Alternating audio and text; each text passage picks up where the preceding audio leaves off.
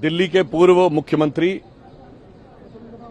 जो सियासत में अपनी नाकाम हसरतों का जनाजा लिए हुए चंद मुट्ठी भर लोगों के साथ अपनी चिर परिचित शैली में वही नाटकीयता और उसी प्रकार की उच्छृंखलता दिखाते हुए अनर्गल आधारहीन आरोप लगाते हुए दिखाई पड़े हैं। जो अपने को दावा करते हैं कि वो बहुत पढ़े लिखे नेता हैं और वो आईआईटी ग्रेजुएट हैं, वो किसी भी गंभीर विषय के ऊपर बगैर किसी आधार के बोलने के माहिर हैं।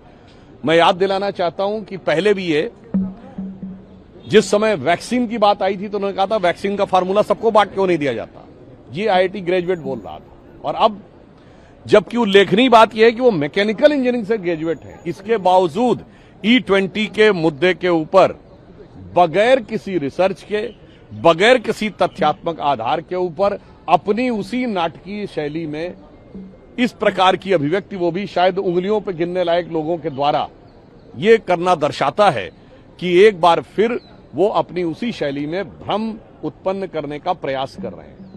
हाँ, उनसे तो मैं ये अपेक्षा करता था कि अगर वो मैकेनिकल इंजीनियर हैं तो ये बताते कि जब इंजन चलता है तो 4 स्टेजेस होती हैं, suction, compression, power and exhaust. उस पर क्या प्रभाव पड़ता है चारों में बताते। फिर ये बताते कि पिस्टन और सिलेंडर के ऊपर की एक्टिविटी में क्या प्रभाव पड़ता है।